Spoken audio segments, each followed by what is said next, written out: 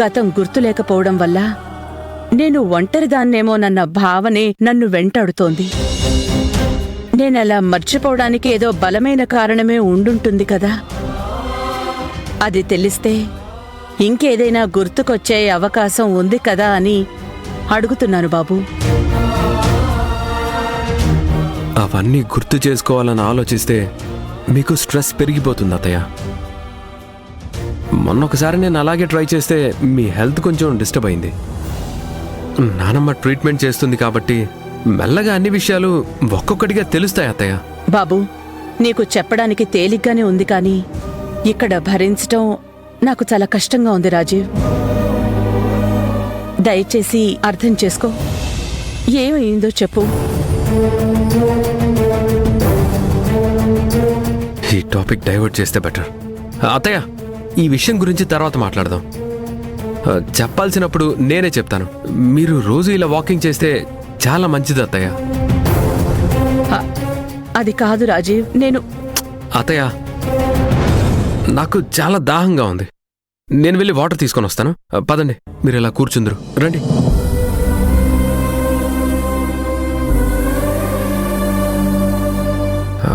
నేను ఇప్పుడే వస్తాను.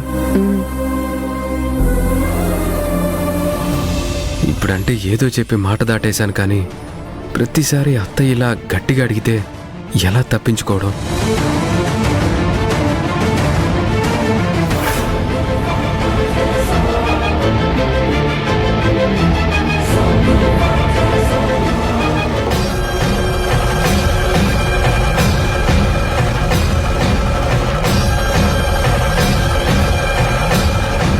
అన్నా అన్నా బండాపనా? ఎందుకురా? మనకొచ్చిన ఫోటో వాడిదే అన్నా. వాడితేనే మనం పగల కొట్టాలి. భలే దొరికాడ్రా.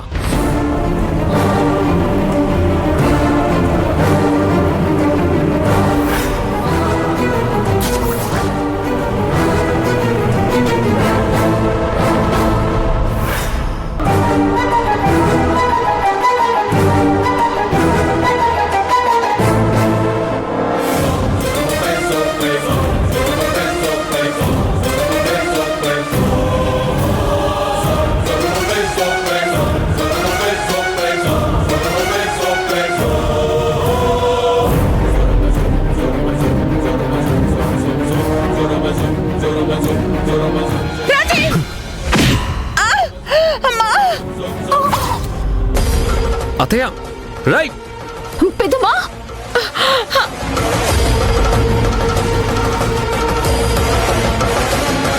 అత్తయ్య, అత్తయ్య, అత్తయ్య, అత్తయ్య, పెద్దమ్మా!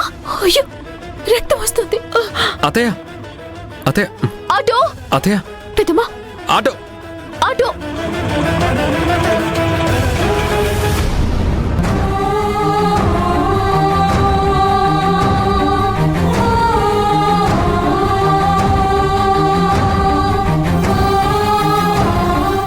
హాస్పిటల్కి పద. అన్నా, త్వరగా పోని. పెద్దమ్మా! అత్తయ్య, అత్తయ్య, అత్తయ్య, ఎవరు వాళ్ళు? అత్తయ్య మీద ఎందుకు అటాక్ చేసినట్టు? ఆ అటాక్ చేసింది పెద్దమ్మ మీద కాదు, మీ మీద. నా మీద? అవును, మిమ్మల్ని కాపాడటానికి పెద్దమ్మ పక్కకి నెట్టింది. ఆ కర్ర తన తలకి తగిలింది. అత్తయ్య నన్ను కాపాడబోయి తను దెబ్బ తగిలించుకుందా? అత్తయ్య, నీకేం కాదు అత్తయ్య, నేను నిన్ను కాపాడుకుంటాను. అనే త్వరగా వెళ్ళండి.